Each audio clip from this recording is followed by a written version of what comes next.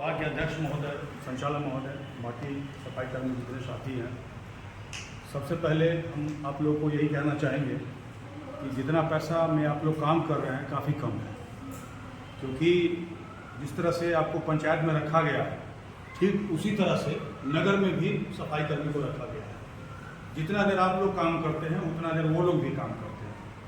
उनको 8,000 रुपया जैसे जहाँ तक मेरी जानकारी है वो मिलता है। ये भी सुनने में आया है उनको पीएफ वगैरह भी कट रहा है।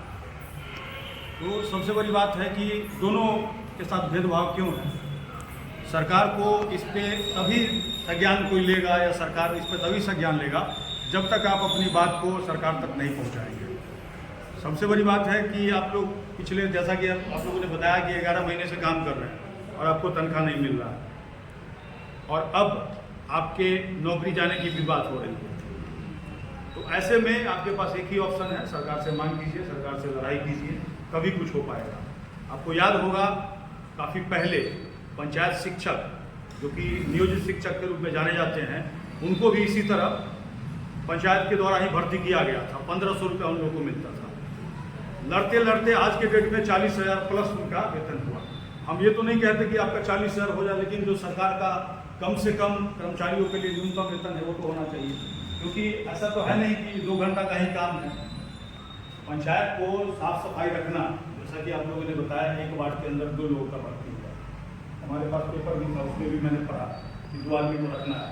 कल को हमारे ऊपरी गवर्नमेंट में जो पंचायत भवन है वो चालू हो जाता है तो उसमें भी सफाई करने की जरूरत पड़ती है, वहाँ भी कंप्यूटर तो सारा का जो वेतन है वो सरकार की तरफ से दिया जाता है।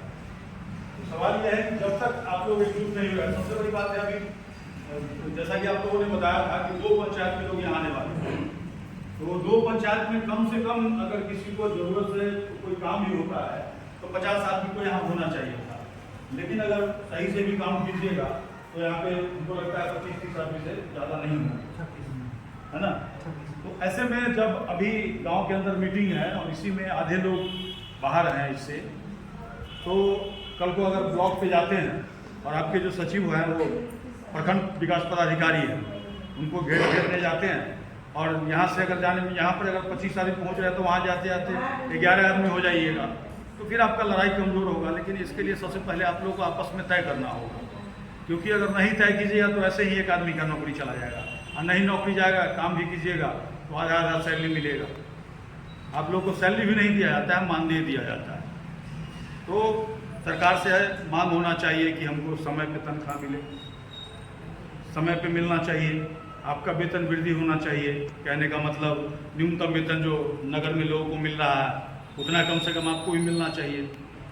उसके अलावा जो भी आपका इक्विपमेंट है, चाहे वो कचरा का डब्बा है या जो भी है, वो आपको समय पे मिलना चाहिए ताकि अगर कोई ख़राब हो गया हो तो उसके लिए व्यवस्था होना चाहिए। उसके बाद इसके अलावा भी बहुत सारी सुविधाएं होती हैं। अगर आपको न्यूनतम वेतन मिलने लगता है तो आपका पीएफ वगैरह भी कटेगा, लेकिन उसके लिए लड़ना पड़ेगा। ऐसे 25 आदमी से वो कभी हासिल नहीं हो पाएगा। उसके लिए कम से कम अगर एक पंचायत में 50 आदमी हैं, 30 आदमी हैं, उसको एकजुट होना होगा, तभी आप सरकार से मांग कर पाइएगा और तभी जा कर के होगा। उस दिन हम बैठे हुए थे, कुछ लोग ये कह रहे थे कि मुखिया जी को प्रॉब्लम होगा, तो लोगों को हम यही बताए थे कि आपका मांग जो है मुखिया जी से नहीं है, क्योंकि मुखिया जी 5 साल के लिए होते हैं। 5 साल के बाद हो सकता है वो मुखिया रहेंगे या कोई बदल जाएगा। आपका हमेशा मांग होगा सरकार से, आपका हमेशा मांग लड़ाई जो होगा वो सरकार से होगा। सरकार तय करेगा आपको 3,000 मिलना है, 3,500 मिलना है, 5,000 मिलना है या 1,500 मिलना है। सबसे बड़ी बात है कभी ऐसा नहीं होता है कि 3,000 में ही 2 आदमी काम कीजिएगा, ऐसा सरकार का कोई नियम नहीं आया होगा मेरे हिसाब से। तो हम तो यही कहेंगे कि अगर आप लोग विचार करते हैं, तय करते हैं, तो हम लोग को जा करके जो प्रखंड विकास पदाधिकारी हैं, वीडियो है, उनका घेराव करना चाहिए और जो भी मांग आप लोग बता रहे हैं उसको रिटर्न में सरकार तक भेजना चाहिए। अगर आप लोग एक मत होते हैं तो एक मत होंगे, चलने के लिए तैयार होंगे, क्योंकि देखिए लड़ाई आपका, लड़ना आप ही को होगा। हम आपके साथ रहेंगे, हर कदम पे साथ रहेंगे, आपकी बात सरकार तक पहुंचाने की कोशिश करेंगे। लेकिन सवाल यह है कि आप बोलिएगा तभी तो होगा ना। अभी जितने भी आदमी खड़ा हुए हैं, कम से कम बोले हैं, तो कम से कम बाकी लोग तो सुने। कल को अगर वीडियो के पास ही जाते हैं, अपनी बात बताइएगा आपको क्या प्रॉब्लम है, तभी तो सुनेगा, तभी तो सरकार को भेजेगा।